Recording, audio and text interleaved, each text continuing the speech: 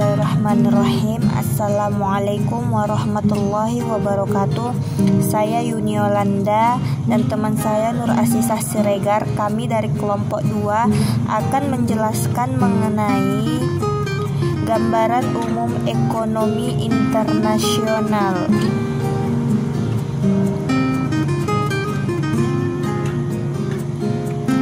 Selamat menyaksikan dan menyimak ya kawan-kawan. Di sini pertama saya akan menjelaskan mengenai pengertian dan ruang lingkup ekonomi internasional. Ekonomi internasional adalah mempelajari transaksi-transaksi ekonomi internasional dan mekanisme bekerjanya perekonomian dunia pada umumnya. Kelompok ekonomi pertama deskriptif, teori ekonomi dan ekonomi terapan. Dan yang kedua, saya akan menjelaskan mengenai permasalahan pokok ekonomi internasional. Pertama, kelangkaan, kedua, pilihan. Ini timbul karena adanya demand dan need and wants yang tidak terbatas dan supply resource yang terbatas, yaitu pola perdagangan, harga ekspor dan impor, manfaat perdagangan, pengaruh makro, mekanisme neraca perdagangan, dan lain sebagainya. Kemudian saya akan menjelaskan mengenai karakteristik. Pertama, keterbukaan ekonomi, liberalisasi pasar dan arus uang serta transfer teknologi secara internasional. Kedua, keterkaitan dan ketergantungan ekonomi.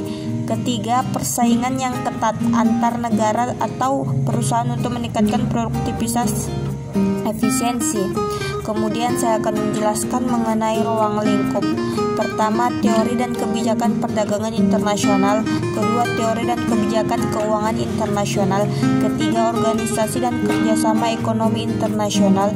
Keempat, perusahaan multinasional dan bisnis internasional. Kemudian asumsi dasar ya ada 7, yaitu sebagai berikut. Kemudian timbulnya kegiatan ekonomi antar daerah dan antar bangsa dipengaruhi oleh perbedaan permintaan dan penawaran antar daerah dan bangsa, perbedaan faktor produksi, perbedaan komparatif dan harga barang. Pandangan teoritis terhadap sebab-sebab timbulnya perdagangan internasional.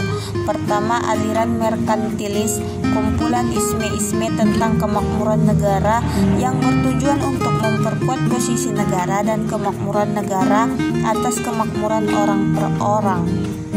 Kemudian aliran klasik, yaitu perbedaan faktor produksi, perbedaan harga dan biaya komparatif. Aliran neoklasik, perbedaan faktor produksi, perbedaan luasnya pasaran. Aliran post-Keynesian, faktor efektif demand yang bertenaga beli dan atau yang dapat direalisir. Perbedaan antara perdagangan antar daerah dan antar bangsa. Pertama, perdagangan antar daerah, proses pembayarannya dengan satu macam mata uang. Kedua, mobility faktor produksi. Ketiga, fungsi kedaulatan pemerintah. Terima kasih telah menonton video kami. Kami mohon maaf atas kesalahan dan kekurangannya.